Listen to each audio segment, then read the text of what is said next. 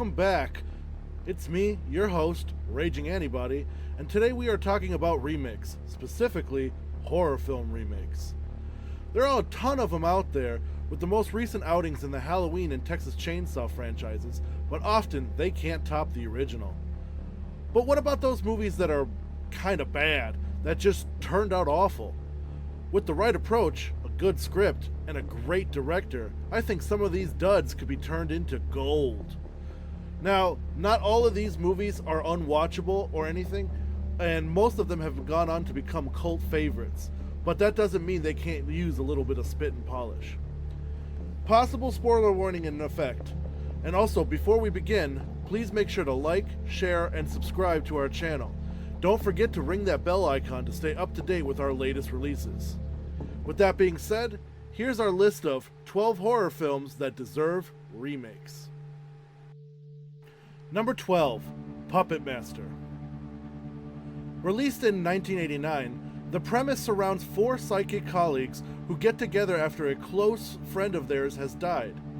Soon, a bunch of murderous puppets begin dispatching the guests until it's revealed that their friend has been resurrected by a special serum, which also animates the puppets. With the current superhero climate rife with super serums and immortals, this would fit right in and give audiences a fun, yet darkly twisted science gone wrong adventure.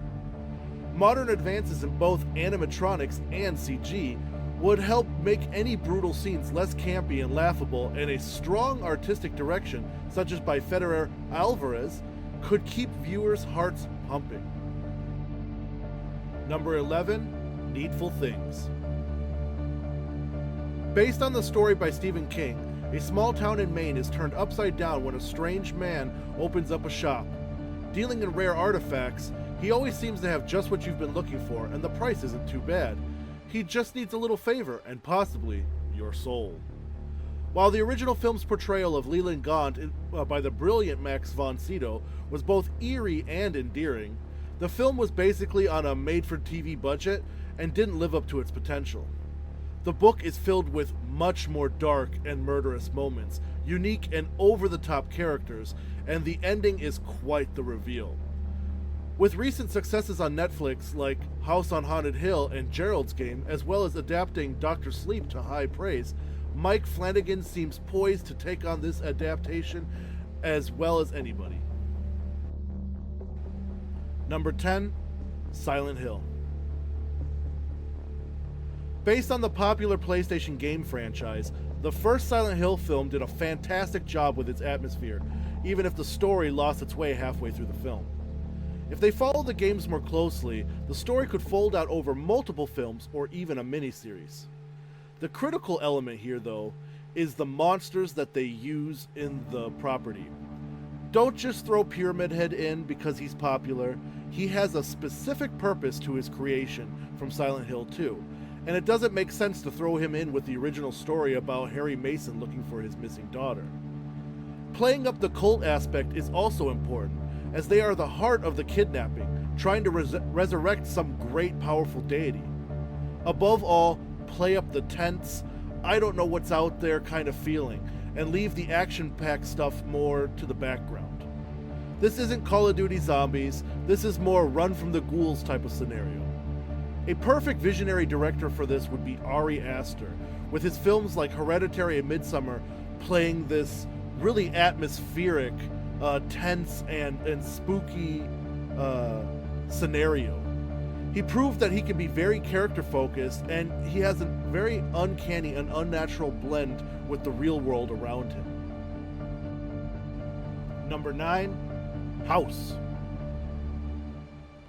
A troubled author living in his dead aunt's house finds out one night that it's actually haunted. I mean, it's such a basic premise, just waiting to be milked for all it's worth. What made the original kind of interesting was its willingness to throw in some humorous bits with the heavy gore. The problem was that the special effects available in 1985 weren't all that great, and so quite often you got man in rubber suit vibes from some of the guys and the creatures. However, a modern remake, especially if written by Cabin in the Woods screenwriter Drew Goddard, could be one hell of a ride, and they could even bring in some meta commentary, having the author protagonist in the film be writing a haunted house story and then not being able to distinguish between fiction and reality. Number 8, Them. Giant ants attack after a nuclear disaster. Now, there have been countless films with kaiju and other great monsters attacking the Earth, but they are always mutated and look like some kind of new tentacled, bizarre creature, from outer space, or outside of maybe like King Kong, who still looks like just a giant monkey. But in 2019, they made a movie called Love and Monsters, and that movie revived my interest in the whole giant insect apocalypse genre. And as I was searching through all the streaming services and all the IMDb pages and Reddit forums and stuff, I found out that there's actually not that many of those kind of films other than low budget ones made in the 1950s, early 60s, and some 70s. With that being said, I would love to see a Godzilla-sized budget in bringing a giant insect attacking, cities type of movie to the big screen. With the way animatronics and CG are implemented today, it could be amazing. And while giant spiders are usually the go-to for Hollywood, it would be nice to see something like a giant anthill erupting in the middle of New York, or huge cocoons being silked on the side of skyscrapers, preparing to hatch giant butterflies who don't actually mean any harm, but because of their sheer size, they just cause destruction by simply flapping their wings. Bring on Michael Matthews, the director of Love and Monsters, which, he's proven he has a pretty good eye for it, and I think we could have an amazing summer blockbuster here. Number 7, The Gate. A bunch of kids accidentally summon a portal to a hell dimension and it lets loose in their neighborhood. Sounds pretty chaotic. After films like 2017's It and shows like Stranger Things, audiences are once again welcoming child actors onto their screens, and so it's a perfect time to create a bloody nightmare-fueled demon apocalypse surrounding a group of middle schoolers. The original film had some moments, but they really couldn't drive up the gore, go on a big budget, kill the whole town type of vibe, which just begs for a modern-day rescaling. They could kill the residents by the hundreds and really blow it all out of proportion. All the while, these kids are struggling to find a way to close the portal since no one will believe them. Get Steven Spielberg to produce and a young, hungry director to give us some interesting new on-screen deaths, and I guarantee you this movie will be a hit. Number 6, The Howling. After escaping a serial killer, a newswoman is sent to a mountainside resort to recuperate. However, she soon finds out that the resort is filled with werewolves and is herself bitten. She has trouble dealing with it and escapes the colony, and then goes on television and reveals the existence of werewolves by transforming live on the air. She is then shot and killed, but the people around the world who saw the broadcast simply think it was just some sort of stunt, like she was trying to get her 5 minutes of fame. I mean, what a premise. With current social media and news outlets constantly being bombarded with both fake doctored news and unbelievably true news stories to the point that conspiracy theories are being drafted almost every 5 minutes, this would fit right in with the modern social climate. Not to mention, there hasn't really been a good or scary werewolf story that isn't retreading the same old ground over and over again. So they could take this extra step further and have members of the colony be key players in politics and such. This is prime territory for the likes of Guillermo del Toro, who loves to embed big morality tales and government conspiracies into his creature features. Number 5, Chud. Cannibalistic humanoid underground dwellers. The title alone should be enough to want to see it. But in case it isn't, the reason this movie needs a remake is because the original film, the creatures, only got 12 minutes of screen time. The rest of the film is bogged down by slow pacing, campy dialogue, and terrible, terrible acting. I would love to see this story unfold through the eyes of some of the detectives, who at first think they're just hunting down some deranged killers, until they find out, holy shit, it's creatures wearing skin suits and eating other people.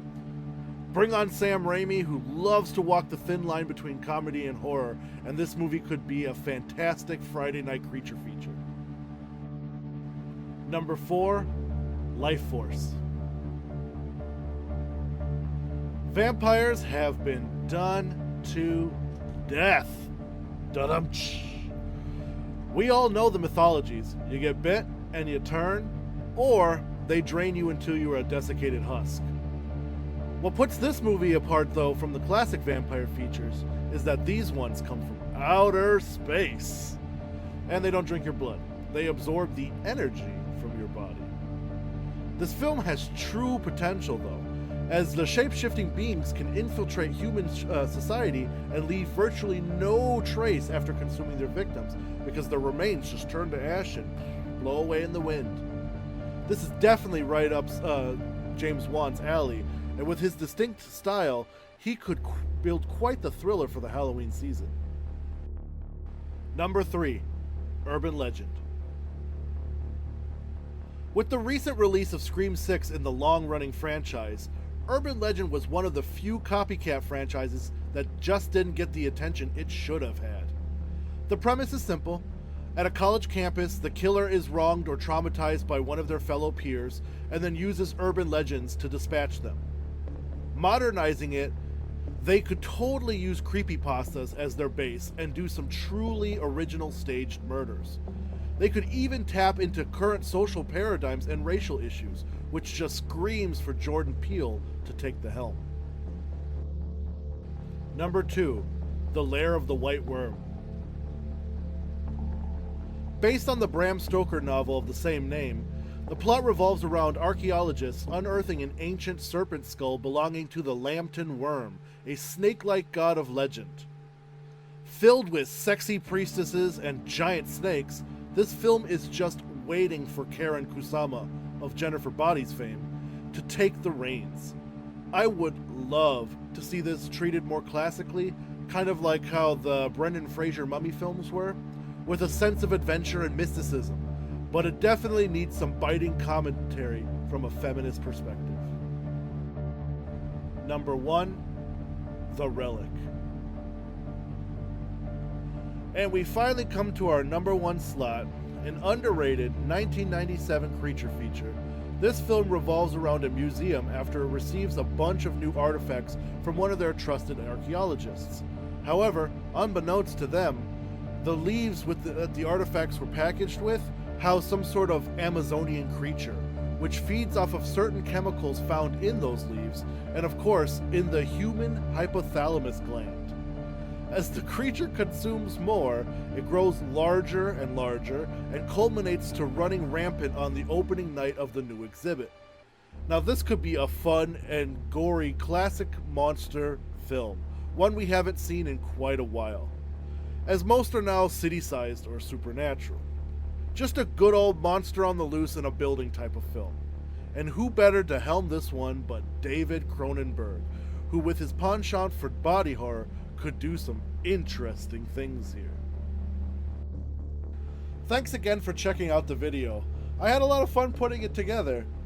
I know I missed quite a few movies out there. There are so many films that need to get the big screen treatment all over again. So with that being said, leave us a comment down below of which movies you think should get remade. You can also reach out to me on Twitter or X at StudiosFat, or you can chat with me on Discord, which will be linked down below in the subscription. Please make sure to also like, share, and subscribe to the channel. Every little bit helps. And, well, I've been your host, Raging Anybody, so thanks again, and take care.